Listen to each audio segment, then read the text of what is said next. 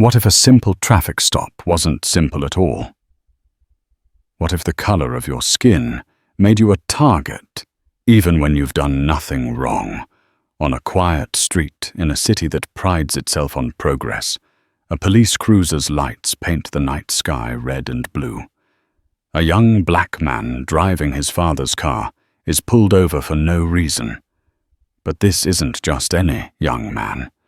And this isn't just any traffic stop. The officer is about to learn that his assumptions carry a heavy price, a lesson delivered by a twist of fate he never saw coming. The night was a thick, humid blanket over the city of Charlotte, North Carolina. The kind of summer evening where the air itself feels heavy, each breath a conscious effort. For 22-year-old Marcus Thorne, it was just another Tuesday. He was driving home from his late-night study session at the UNC Charlotte Library, the gentle hum of his father's Lexus, a familiar comfort. The car, a sleek black LS 500, was a graduation present, a symbol of his parents' pride and his own hard work. The streets were mostly deserted, the usual city bustle replaced by a quiet stillness. Marcus had his windows down, the warm air, carrying the distant wail of a siren, a sound so common it barely registered. He was humming along to a song on the radio, his mind on the final presentation. He had just aced a stepping stone to his future in urban planning. He turned onto a tree-lined street, the grand old houses set back from the road, their porches dark and inviting. He was just a few blocks from home when the world behind him exploded in a flash of red and blue. For a moment, Marcus was confused. He glanced at his speedometer. He was going 5 miles under the speed limit. His registration was current, his insurance paid. He hadn't made any sudden moves, hadn't drifted from his lane. He was the only car on the road. He felt a familiar knot tighten in his stomach, a cold dread that had nothing to do with the law and everything to do with experience. He was a young black man driving an expensive car in a wealthy neighborhood. He knew what this was. He pulled over to the side of the road, the cruiser pulling in tightly behind him. He killed the engine and turned on the interior lights. He placed his hands on the steering wheel, his fingers gripping the leather, his heart pounding a frantic rhythm against his ribs. He watched in his rearview mirror as the officer got out of his car. The man was tall, broad-shouldered, his movements slow and deliberate. He had a hand on his holstered weapon, his eyes scanning the Lexus, his expression a mask of grim authority. Marcus took a deep breath, trying to calm his racing thoughts. Be polite. Be respectful. Don't make any sudden moves. The words were a mantra, a survival guide passed down from his father, a man who had navigated these treacherous waters his entire life. The officer whose name tag identified him as Miller approached the driver's side window. His face was weathered, his eyes a pale, cold blue. He tapped on the glass with his flashlight, the beam cutting through the darkness, momentarily blinding Marcus. Marcus slowly lowered the window. "Good evening, officer," he said, his voice steady, despite the adrenaline coursing through his veins. "License and registration." Miller said, his voice flat, devoid of any warmth. "Of course," Marcus replied. He slowly reached for the glove compartment, his movements measured, deliberate. He could feel Miller's eyes on him, a heavy, suffocating weight. He retrieved the documents and handed them to the officer. Miller took them without a word, his flashlight beam scanning the papers. He looked from the license to Marcus, then back to the license. "This your car?" he asked, his tone accusatory. "It's my father's," Marcus said. "Your father," Miller repeated, drawing the words out, his voice dripping with skepticism. "And what's your father's name, Mayor Thorne?" Marcus said. His voice still calm, though the knot in his stomach had tightened into a painful fist. He didn't say it with any sense of entitlement, any expectation of special treatment. He said it because it was the truth.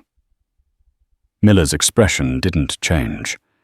If anything, a flicker of something dark and ugly crossed his face. A smirk, a sneer, a look of utter contempt. "The mayor's son.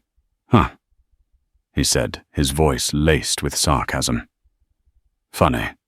I didn't know the mayor had a son who looked like you." The words hit Marcus like a physical blow. He felt a surge of anger, hot and fierce, but he pushed it down, burying it deep. He knew that any display of emotion would only make things worse. "I can assure you, officer, I am who I say I am." "Marcus," said his voice, now tinged with a cold fury he couldn't quite conceal. Miller chuckled a harsh, grating sound. "Sure you are, kid. Sure you are." He handed the license and registration back to Marcus. "You know why I pulled you over?" "I have no idea," Marcus said. "You were driving erratically," Miller said, his voice now firm, authoritative, "swerving all over the road. I thought you might be under the influence." It was a lie, a blatant, transparent lie. Marcus had been driving with the cautious precision of a man who knew he was a target. "I haven't had anything to drink," Officer Marcus said. "I was coming from the university library." "The library," Miller said, his voice thick with disbelief. "Right. Step out of the car, son." The word son was a mockery, a deliberate act of disrespect. Marcus's anger simmered, but he complied, his movements slow and deliberate. He got out of the car, his hands raised, his heart pounding in his ears. Miller ordered him to place his hands on the roof of the car, and Marcus obeyed. He could feel the cold metal against his palms, the rough texture of the paint. He could feel Miller's presence behind him, a dark, menacing shadow. "You have any weapons on you?" Miller asked. "No, sir," Marcus said. Miller began to pat him down, his hands rough and intrusive. He went through Marcus's pockets, pulling out his wallet, his keys, his phone. He examined each item as if it were evidence of a crime. "What's this?" Miller asked, holding up a small silver keychain. "It's a keychain," Marcus said. "A gift from my sister." Miller grunted, tossing the keychain onto the roof of the car. He continued his search, his hands moving over Marcus's body with a humiliating thoroughness. Marcus stood there, his face burning with a mixture of anger and shame. He was being treated like a criminal, a suspect in a crime that hadn't even been committed. He was being judged not by his actions, but by the color of his skin. He thought of his father, a man who had dedicated his life to public service, a man who believed in justice and equality. He wondered what his father would think if he could see him now standing on the side of a dark road, his hands on the roof of a car, being treated like a common thug. Miller finished his search and stepped back. "All right, you can put your hands down," he said. He picked up Marcus's phone and began to scroll through it. "Do you have a warrant for that?" Marcus asked, his voice shaking with a rage he could no longer contain. Miller looked up, his eyes cold and hard. "I don't need a warrant when I have probable cause," he said. "And right now you're looking pretty probable." He continued to scroll through Marcus's phone, his thumb moving a little too quickly over the screen. It was clear he wasn't looking for anything in particular. He was just looking for a way to assert his dominance, to humiliate Marcus further. After a few minutes, he tossed the phone onto the roof of the car, next to the wallet and keys. He then turned his attention to the Lexus. "I'm going to have to search your vehicle," he said. "On what grounds?" Marcus asked, his voice rising. "On the grounds that I believe you may be transporting illegal substances," Miller said, his voice now a low growl. It was another lie, another fabrication designed to justify his actions. Marcus knew it, and he knew that Miller knew it. But there was nothing he could do. He was powerless at the mercy of a man who saw him not as a person, but as a stereotype. Marcus watched as Miller began to search the car. He went through the glove compartment, the center console, the pockets on the doors. He pulled up the floor mats, looked under the seats in the trunk. He was thorough, methodical, his movements fueled by a venomous suspicion. He found nothing, of course. The car was clean. But that didn't matter. The damage had already been done. The humiliation, the degradation, the violation of his rights. These were wounds that would not easily heal. After what felt like an eternity, Miller slammed the trunk shut. He walked back to Marcus, his face a mask of disappointment. He had been hoping to find something, anything, to justify his actions. But he had come up empty. "All right, you can go," he said, his voice sullen. He gestured to the items on the roof of the car.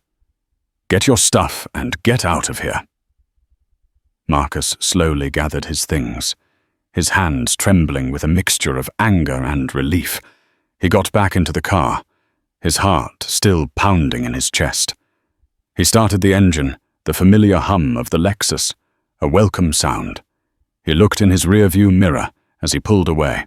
Miller was still standing there, his arms crossed over his chest, his expression a mixture of frustration and contempt. As Marcus drove away, the anger began to subside, replaced by a deep, bone-weary sadness. He had done everything right. He had been polite, respectful, compliant. And still it hadn't been enough. He had still been treated like a criminal. He drove the rest of the way home in a daze, the events of the past hour replaying in his mind like a nightmare. He parked the car in the garage and went inside the house, dark and quiet.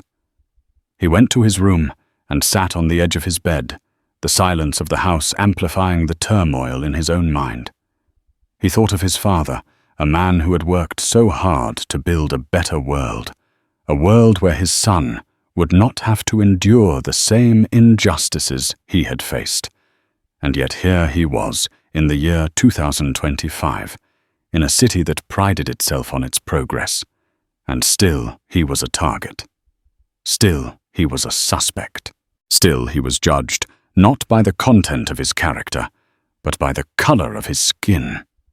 He picked up his phone and began to type, his fingers flying across the screen. He knew he had to tell his father what had happened.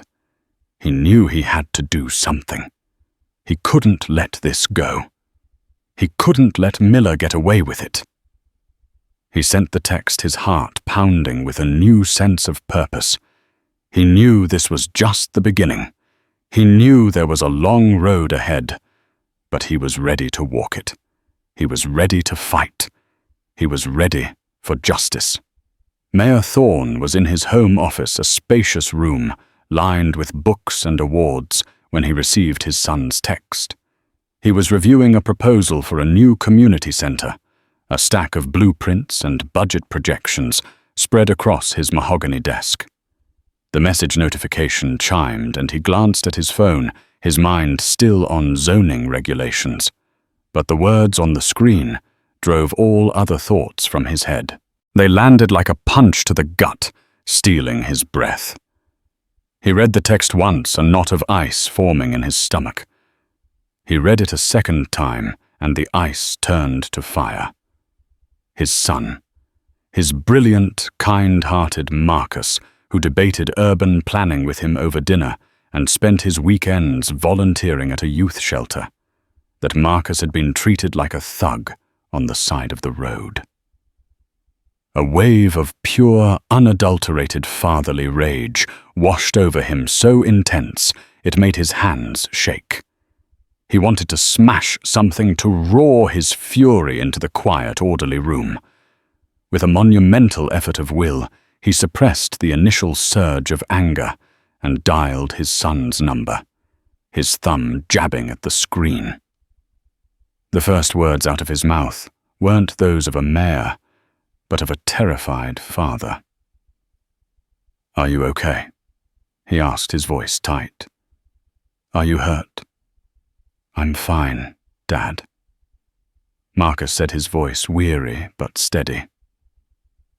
"Physically, anyway. Just shaken up." The mayor closed his eyes, leaning heavily on his desk. He listened as Marcus recounted the events of the evening, his voice a low, steady murmur that did nothing to conceal the undercurrent of humiliation and rage. With each detail, the flashlight in the eyes, the condescending tone, the baseless search, Mayor Thorne's fury, grew a slow burning fire that settled deep in his soul. He had heard stories like this before, too many to count in community meetings and from tearful constituents. But this was different. This had pierced the veil of his public life and struck at the heart of his family. Then came the words that broke through his carefully constructed mayoral composure.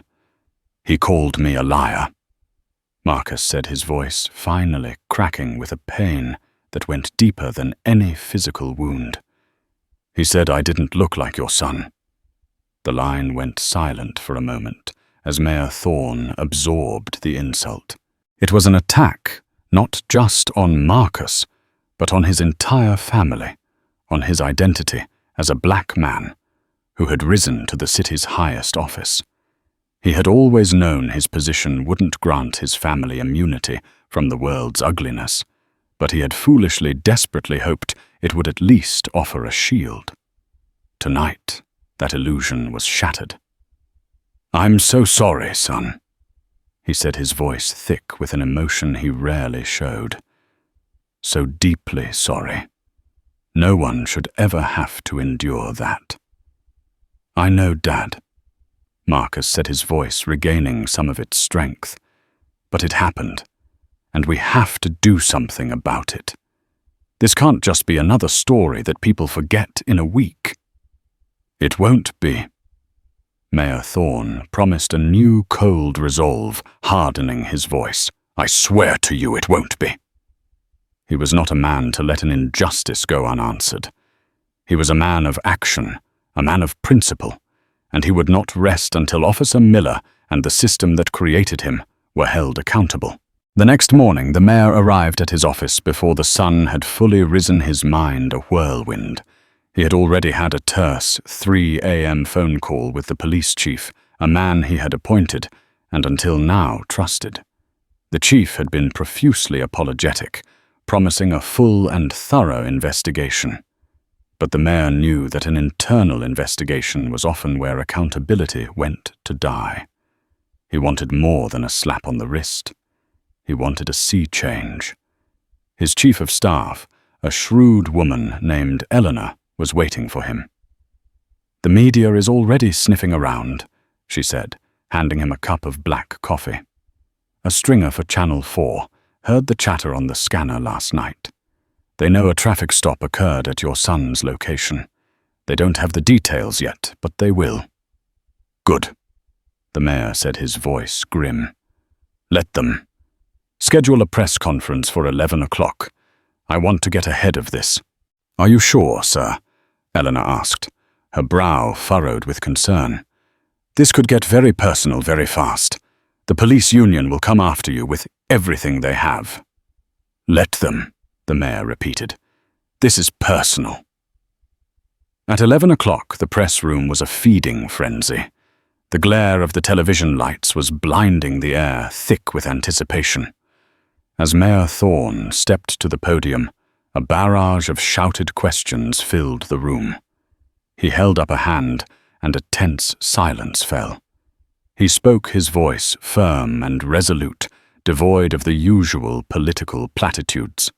"Last night, my son Marcus Thorne was the victim of a type of policing that has no place in this city." He began, his eyes scanning the room. He detailed the stop, his words precise and damning. "I am not here today seeking special treatment for my son. He will not be a pawn in any political game.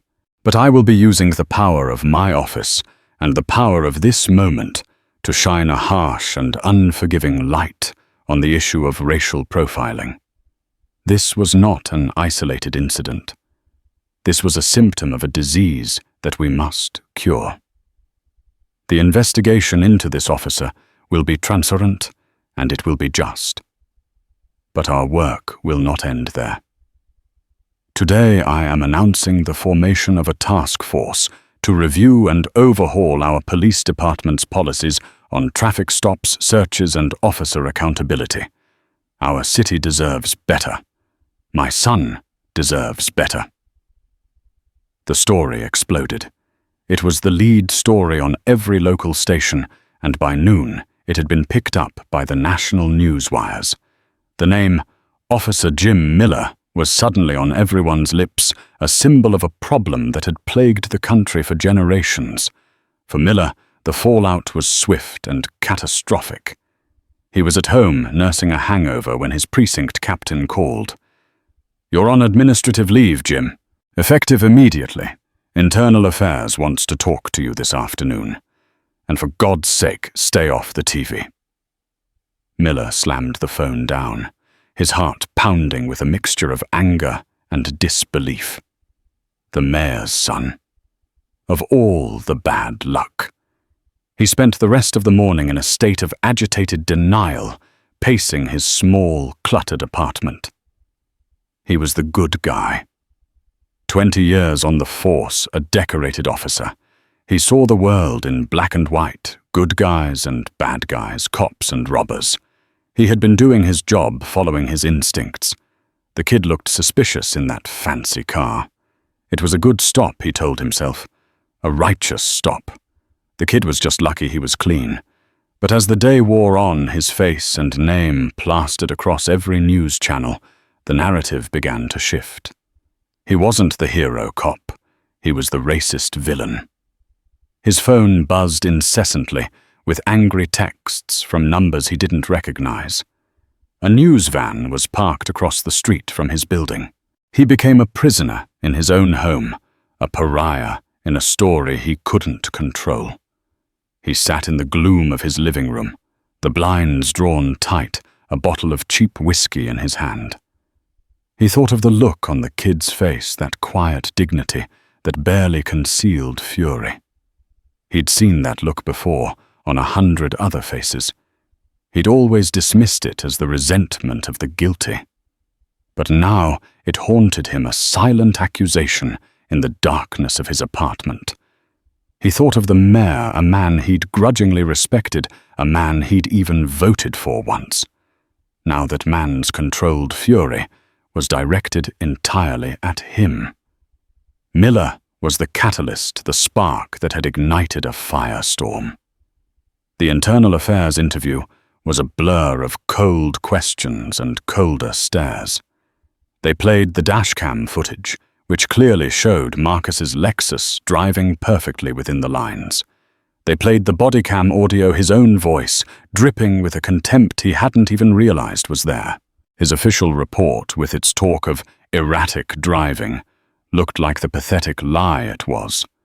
A few days later, the final blow came. He was summoned to the chief's office. The chief, a man he'd once shared beers with, wouldn't even look him in the eye. "Jim," he said, pushing a letter across the desk. "It's with regret. Your employment with the Charlotte-Mecklenburg Police Department is terminated effective immediately." The words hung in the air, clinical and brutal. Miller stared at the letter, the official letterhead, swimming before his eyes. He had lost everything. His job, his pension, his identity. He was no longer a cop. He was just a man, a disgraced man with a tarnished reputation and a bleak, empty future. He stumbled out of the precinct in a daze, the weight of his badge which he'd had to surrender a phantom limb in his pocket.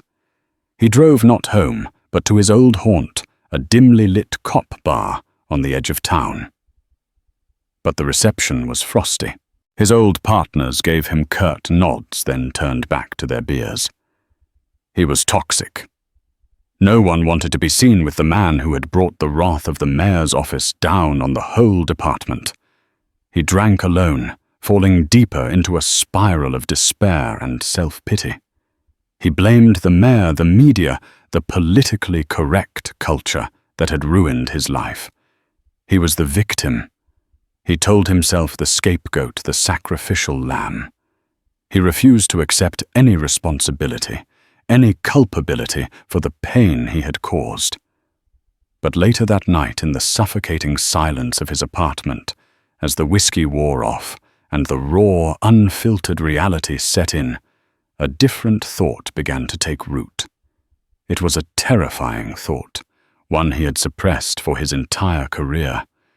It slithered into his consciousness, quiet, but persistent. What if I was wrong? Not just wrong about the stop, but wrong about everything. What if the kid had just been a kid, a college student, a son, a human being, driving his father's car? The thought was a crack in the foundation of his carefully constructed worldview, and through that crack, a sliver of light began to seep in, a light that was both terrifying and, in a strange way, liberating. It was the light of truth, the light of empathy, the light of a world he had never known, a world he had never even tried to understand. It was the beginning of a long, painful journey of self-discovery, of atonement, of a man being forced for the first time to confront the darkness within himself. It was the beginning of a karma that was just getting started. The news of Officer Miller's termination landed with a thud in the Thorne household. It was a victory, but it felt strangely hollow. That evening, Mayor Thorne sat with Marcus in the living room, the muted glow of a single lamp casting long shadows on the walls. The television was off. The usual hum of evening news silenced. "They fired him," Marcus said, staring into the cold fireplace. He didn't sound triumphant, just tired. "I know," his father replied, swirling the ice in his glass. "The chief called me this afternoon. He wanted to assure me that justice had been served." "Has it?" Marcus looked at his father, his eyes searching. "One man loses his job. Is that justice, or is it just a sacrifice to make the problem go away for a while?" Mayor Thorne sighed a deep, weary sound. He had spent his entire career navigating the murky waters of politics, of compromise and incremental change. He knew the difference between a symbolic gesture and a systemic overhaul. "You're right," he admitted. "It's not enough. We cut off a branch, but the roots are still there, deep in the soil." This was the conversation he had been dreading and anticipating. His son had been pulled into the fight, not by choice, but by circumstance. Now he had to decide how to guide him. The question is, what do we do next? We have the city's attention. We can't let this moment pass. That resolve solidified as the city of Charlotte began to boil. It became a pressure cooker of simmering resentments and newfound activism. Protesters organized by a coalition of community groups that had been fighting these battles for years marched on City Hall, their chants for reform echoing through the downtown canyons. Cable news vans lined the streets. Their satellite dishes pointed to the sky, beaming the story of Charlotte's crisis to the nation. On television, pundits debated, and local talk radio lines lit up with angry callers, some demanding a complete overhaul of the police force, others defending Miller and decrying the mayor's political crusade. The police union backed into a corner, went on the offensive, painting Miller as a dedicated 20-year veteran, sacrificed on the altar of political correctness.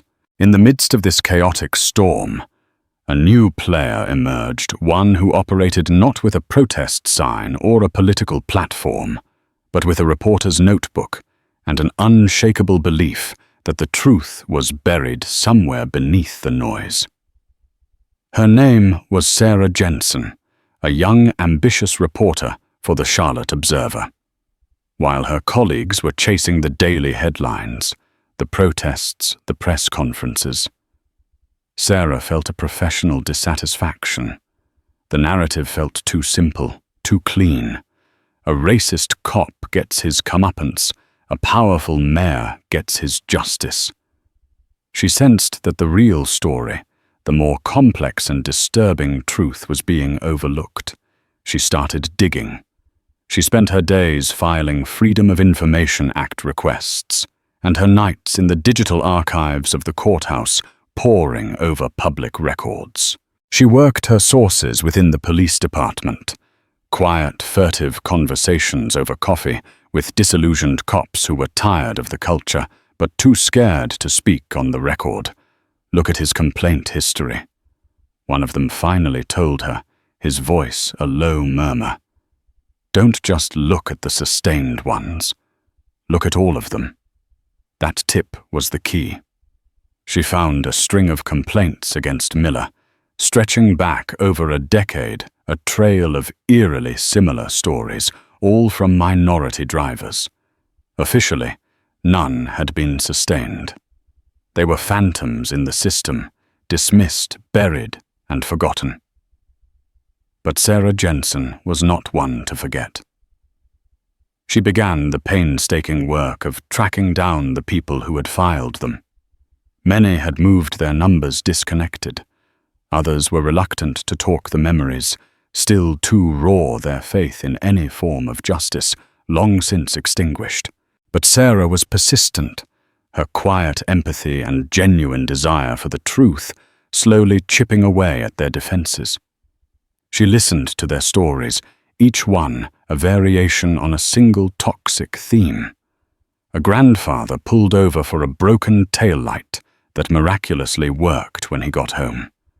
A young mother accused of being a drug mule because she had a new car seat in the back of her sedan.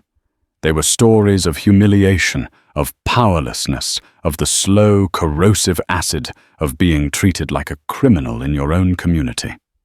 One story, however, stopped her cold.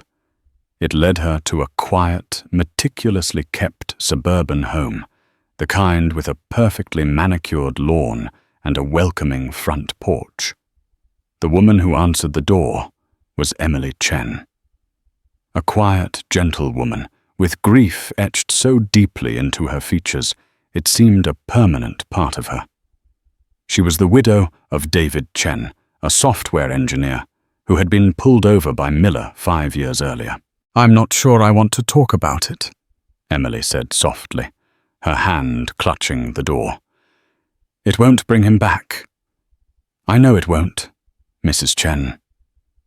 Sarah said, her voice full of a compassion she truly felt. "But maybe your story can stop it from happening to someone else." Emily hesitated, then slowly opened the door. Inside the house was silent, filled with photographs of a smiling, vibrant man. David Chen. Emily made tea, her hands trembling slightly as she recounted the night that had shattered their lives. David had just gotten a promotion, and they'd bought their dream car, a silver BMW. He was driving home from a late night at the office when Miller pulled him over just a few blocks from where they lived. The pretext was a failure to signal a claim David vehemently denied. "He was so proud of that car," Emily whispered, staring at a photo of David leaning against its hood. Miller made him feel like he'd stolen it. He tore it apart, right there on the side of the road, pulled up the carpets, emptied the glove box. He kept asking David, "Where are you hiding it? We know you people always have something to hide." The search yielded nothing, but the damage was done. David, a man who had always believed in order and fairness, was profoundly shaken. The incident triggered something in him, a deep-seated paranoia. He started avoiding certain streets. He stopped driving at night. He would wake up in a cold sweat, convinced he could see flashing lights through the blinds. He felt tainted. Emily explained, tears finally streaming down her face. He said that no matter what he accomplished, some people would always see him as a criminal. That officer took something from him that night that he could never get back. He took his sense of safety in the world. A year later, after a long battle with a depression he couldn't overcome, David Chen took his own life. Emily had filed a complaint, but it had vanished into a bureaucratic black hole. She was told there was no evidence of wrongdoing, that Officer Miller had been acting within the bounds of departmental policy. Her husband's death became a footnote in a forgotten file. Listening to the story, Sarah Jensen felt a cold fury. This wasn't just about one bad cop. This was about a system that shielded its predators, a system that silenced the voices of its victims, a system that had allowed a man like Miller to operate with impunity for 2 decades, leaving a trail of broken lives in his wake. She wrote the story of her life, a powerful, meticulously researched and damning exposé that laid bare the full truth of Miller's career. When it ran on the front page of the Sunday Observer, it was a bombshell. The fallout was immediate and explosive. The police chief who had hoped firing Miller would cauterize the wound now found himself facing a full-blown crisis of public trust. Mayor Thorne, who had been championing reform, was now armed with the political capital to demand it. The district attorney, a pragmatic man with a reputation for being tough on crime and even tougher on bad press, announced that he was reopening the investigation into David Chen's death. Furthermore, he was launching a wider pattern and practice investigation into the entire police department with Miller as the focal point. For Miller, the news was a death knell. He had been a pariah before. Now he was a monster, the face of a corrupt and broken system. He was holed up in his small, cluttered apartment, the blinds permanently drawn against a world that despised him. The whiskey no longer numbed the pain. It only sharpened the edges of his regret. The darkness was no longer a refuge, but a prison of his own making, and the ghosts were getting louder. He was haunted by the faces of the people he had wronged, faces he had long ago dismissed and forgotten, but now saw with terrifying clarity. He saw Marcus Thorne's quiet, defiant dignity. He saw the flicker of fear in the eyes of the young mother he'd accused. And most of all, he saw the face of David Chen, a man he could now faintly remember, a man whose life he had casually, carelessly destroyed. The phrase "you people" echoed in his mind, a testament to a poison he had carried within him for so long. He was a man unraveling the carefully constructed walls of his self-deception and denial crumbling around him. The cracks in his worldview had widened into chasms, and he was falling into a pit of his own making. One night, sitting in the dark, the bottle of whiskey empty on the floor beside him, he did something he never thought he would do. His hands shaking, he picked up the phone and dialed a number he still knew by heart. He called his ex-wife. Karen picked up on the 3rd ring. "Jim," she asked, her voice a mixture of surprise and concern. They hadn't spoken in months. "Karen." He croaked the name, a sob in his throat. And then it all came out, a torrent of shame and regret, and a pain so deep it was a physical ache. He confessed everything, not just what he'd done to Marcus Thorne and David Chen, but the years of anger, of cynicism, of seeing the world as a battlefield instead of a community. She listened. She just listened, her voice, a soothing, steady presence on the other end of the line. She didn't judge him, didn't condemn him, didn't say, "I told you so." When he was done, when there were no more words, only ragged sobs, She spoke, her voice gentle. "Jim," she said softly, "what you did was wrong. It was terrible. But the man I'm listening to right now, that's not the man I left. The man I left would never have made this call." In her quiet, unconditional acceptance, he found a glimmer of something he had long since lost hope. It was a small, fragile thing, a flickering candle in the overwhelming darkness. But it was there, and it was enough. He knew he had a long road ahead of him, a road of atonement, of restitution, of trying to make amends for a lifetime of wrongs. He knew he could never undo the damage he had caused, the pain he had inflicted. But he could try. He had to try. The next morning, with a clear head for the first time in weeks, he made a second phone call. This one was to the district attorney's office. He told the stunned paralegal who answered that he was ready to tell the truth, the whole ugly truth. He knew it meant facing the consequences, facing the anger of his former colleagues and the hatred of the people he had wronged. He was ready. He was ready to face the karma he had so long deserved. Miller's cooperation with the district attorney's office was the first tremor of an earthquake. It was a confession that became a detonation not just of his own sins, but of the systemic corruption he had thrived in. He sat for days in a sterile, windowless interrogation room, the air thick with the smell of stale coffee and regret. The fluorescent lights hummed a monotonous tune as he talked, his voice often cracking the bravado he once wore like armor, now stripped away, leaving only a raw, vulnerable man. He didn't just talk. He excavated his past, pulling up memories he had long buried. He laid bare the unwritten rules, the corrosive locker room culture of us against them, that painted every citizen as a potential threat and every person of color as a probable one. He described in damning detail the ghost system for filing reports. It was an unofficial practice, a way to flag certain traffic stops as high risk, based on nothing more than an officer's gut feeling, a gut feeling that almost invariably targeted minority drivers. These ghost reports justified heightened scrutiny and searches without leaving a formal, auditable paper trail, effectively allowing officers to operate outside the normal checks and balances.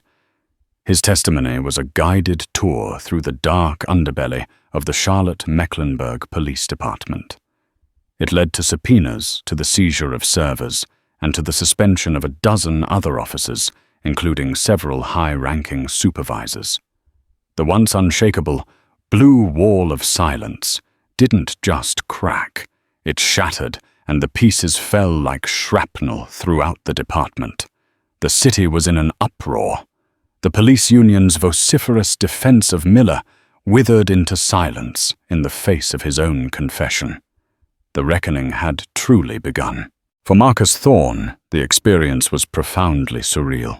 His private trauma had become public property, a catalyst for a city-wide catharsis. He found himself an unwitting symbol of a movement, his face on television, his name in the headlines. Initially, he resisted the role, wanting only to retreat into the quiet life he had planned.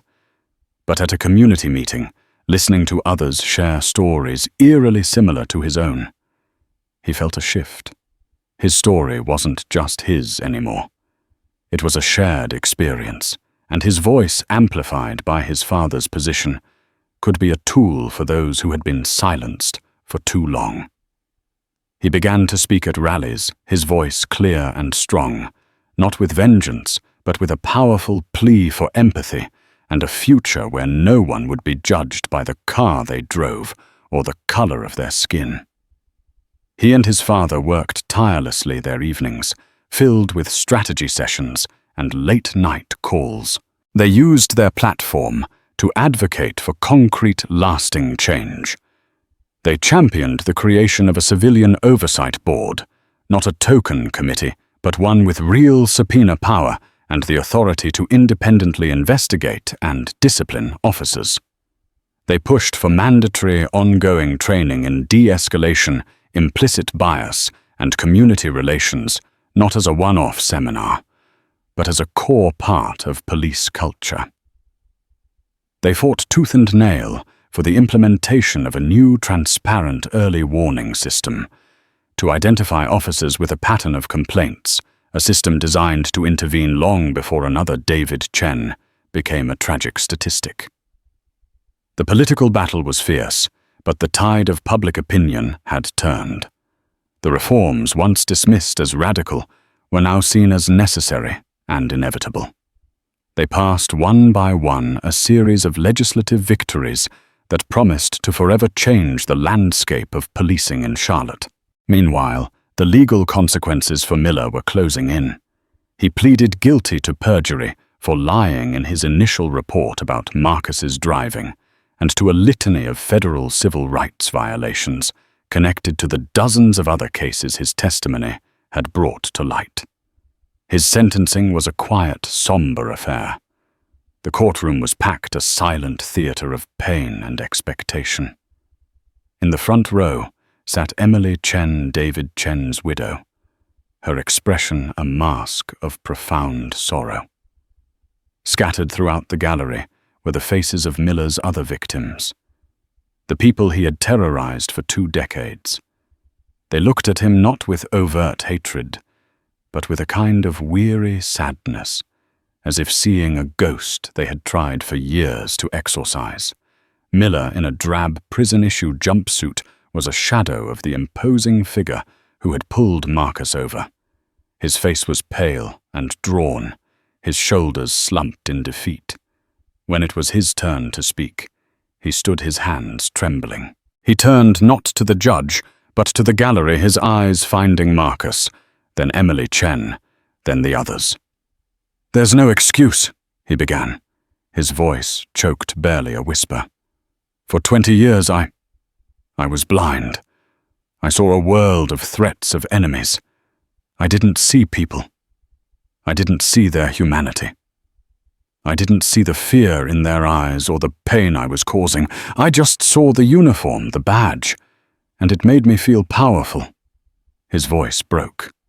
"I was a bully with a badge, and I am so sorry. To Mr. Thorne, to the Chen family, to all of you. I stole your peace of mind. I stole your faith in the people meant to protect you, and I can never give that back." He was sentenced to 5 years in federal prison, a term many felt was too lenient. But the judge in his summation described it as a testament to the power of restorative justice. Miller's cooperation, his profound remorse, and his willingness to help dismantle the very system that had created him had been taken into account. His time in prison was a crucible. He was an ex-cop, the lowest form of life in the prison hierarchy. He faced threats and isolation, but he met them not with defiance, but with a quiet acceptance. This was part of his penance. He read voraciously sociology, philosophy, memoirs of civil rights leaders. In therapy, he finally confronted the deep-seated fears and prejudices that had fueled his anger for so long. He wrote long, painful letters of apology to his victims, most of which went unanswered, but he sent them anyway. It wasn't about getting a response. It was about the act of confession of accountability.